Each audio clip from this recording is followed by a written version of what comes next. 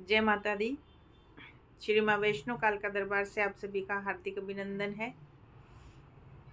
आज मैं एक नई वीडियो लेकर के हाजिर हुई हूँ, जिसका टॉपिक है गुप्त नवरात्रि। गुप्त नवरात्रि के लिए वैसे तो बहुत सारी जानकारी है।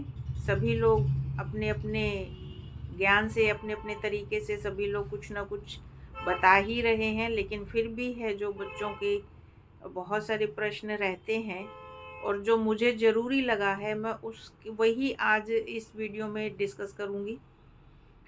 गुप्त नवरात्रि क्या होते हैं? देखिए, एक साल में 4 बार नवरात्रि आते हैं। एक बार गुप्त आता है, फिर प्रकट आता है, फिर गुप्त आता है, फिर प्रकट आता है। 2 नवरात्रि गुप्त होते हैं और 2 प्रकट नवरात्रि होते हैं। जैसे अभी माघ महीने में गुप्त नवरात्रि हैं, फिर चैत्र में प्रकट नवरात्रि आएंगे, फिर आषाढ़ में गुप्त नवरात्रि आएंगे और फिर अश्विन में प्रकट नवरात्रि आएंगे। तो प्रकट नवरात्रि जो है वो सभी जन के लिए होते हैं। सभी गृहस्थ लोग भी कर सकते हैं। उसमें ज़रूरी नहीं है कि कोई जो साधक होगा वही नवरात्रि करे, उसमें सब लोग कर सकते हैं। बच्चे, बूढ़े, गृहस्थ कोई भी कर सकते हैं। लेकिन जो गुप्त नवरात्रि हैं वो गुप्त नवरात्रि केवल और केवल साधक लोगों के लिए होते हैं।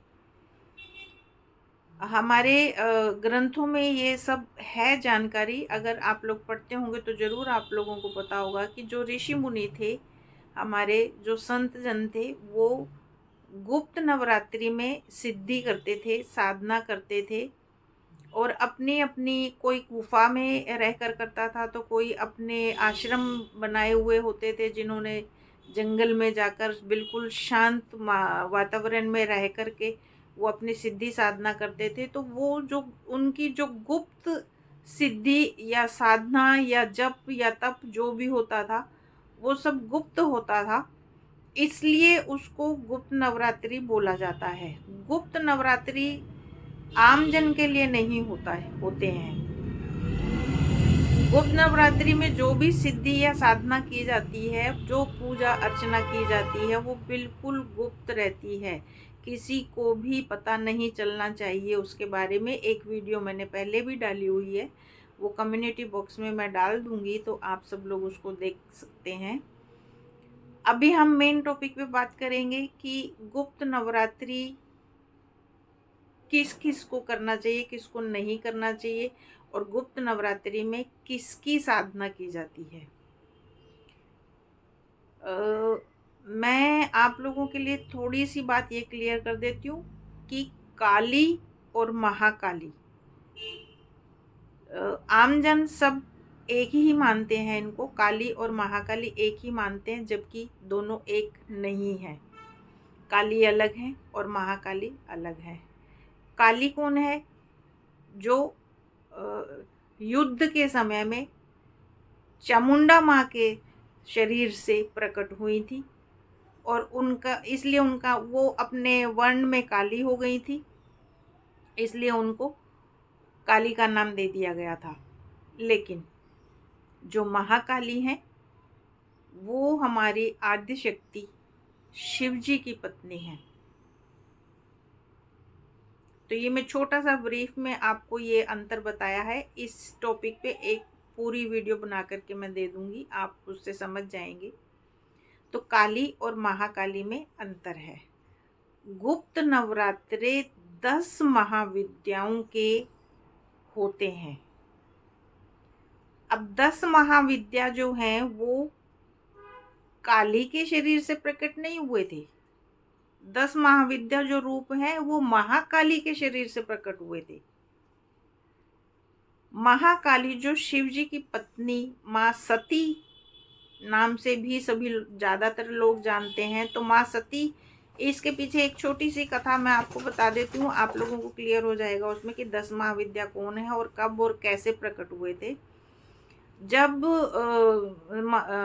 सती के पिता दक्ष के यहाँ पर हवन यज्ञ रखा गया था, तब उन्होंने शिव जी को और माँ सती को, माँ पार्वती को निमंत्रण नहीं दिया था।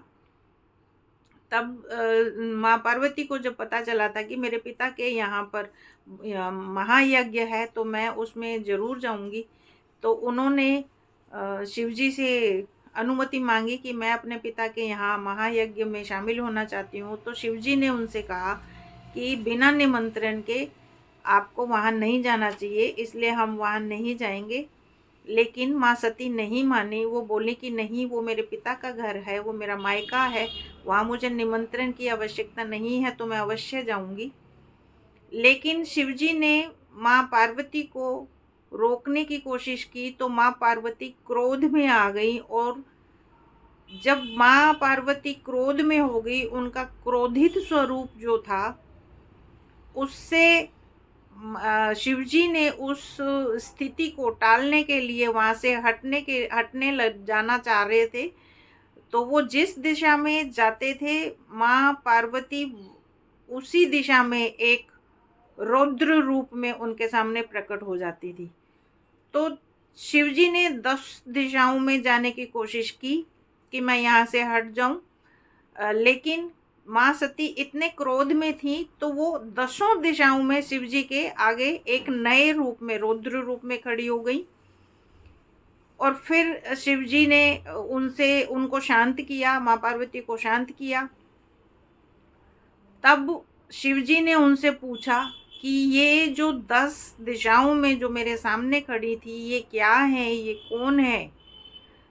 तब माँ पार्वती ने बताया उनसे कि ये मेरे 10 महारौद्र रूप हैं और वही 10 महाविद्या हैं। तो इसलिए ये कहा जाता है कि जो गुप्त नवरात्रों में जो सिद्धि की जाती है, जो साधना की जाती है, वो बहुत उग्र रूप होती है, क्योंकि वो सभी उग्र शक्तियों के लिए ही की जाती है। गुप्त नवरात्रों में उग्र शक्तियों के स्वरूप की, माँ काली के उग्र स्वरूप की ही सिद्धि की जाती है, साधना की जाती है। तो वो उस समय साधना से जो हमें ऊर्जा महसूस होती है, जो शक्ति महसूस होती है, वो भी उतनी ही उग्र होती है। और उसको संभालने के लिए, उस उग्र शक्ति को संभालने के लिए एक महाकाली साधक ही संभाल सकता है। इसलिए आम जन को गुप्त नवरात्रि की साधना नहीं करनी चाहिए। जो साधक हैं, जो गुरु के सानिध्य में है, जिनके गुरु हैं, गुरु भी महाकाली के साधक होने चाहिए, महाविद्या के साधक होने चाहिए। गुरु जो होते हैं वो महाविद्या प्राप्त किए हुए गुरु होने चाहिए। उनसे जो बच्चे दीक्षा लेते हैं वो ही केवल गुप्त नवरात्रि की साधना करने के योग्य हो सकते हैं, क्योंकि उनके जो गुरु होते हैं वो महाविद्या के प्राप्तकर्ता होते हैं। तो वो महाविद्या की उस उग्र शक्ति को संभाल सकते हैं, उन्हें सौम्य रूप में ला सकते हैं। साधारण जन कोई गुरु जो होंगे वो महाकाली की शक्ति को, महाकाली की उग्र शक्ति, उग्र रूप, महाविद्या का उग्र रूप संभालने के योग्य नहीं होते हैं। इसलिए गुप्त नवरात्रों में साधना केवल उन्हीं जन को करनी चाहिए जो महाविद्या के साधक गुरु होते हैं। उनसे दीक्षा प्राप्त करके, उन्हीं से मंत्र लेकर के, उन्हीं से सारी साधना की विधि जान करके गुप्त नवरात्रि की साधना करनी चाहिए। दूसरे जन अगर, जिनके गुरु महाविद्या के साधक नहीं हैं, साधारण वैसे गुरु हैं, और वो बच्चे अगर गुप्त नवरात्रि की साधना सही ढंग से कर लेते हैं और शक्ति प्रकट हो जाती है, तो उसको संभालना अति मुश्किल कार्य है। बहुत मुश्किल है उस उग्र शक्ति को संभालना। उसके नेगेटिव इम्पैक्ट्स क्या होते हैं, नकारात्मक उसके असर क्या होते हैं, कि जिस साधक ने बिना योग्य गुरु के गुप्त नवरात्रों में साधना कर ली तो वो शक्ति उस साधक को मानसिक तौर पर विक्षिप्त भी कर सकते हैं।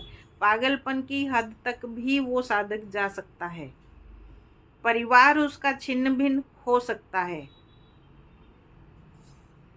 वो गृहस्थ से बिल्कुल बहुत दूर हो जाएंगे, वो दुनियादारी से बहुत दूर हो जाएंगे।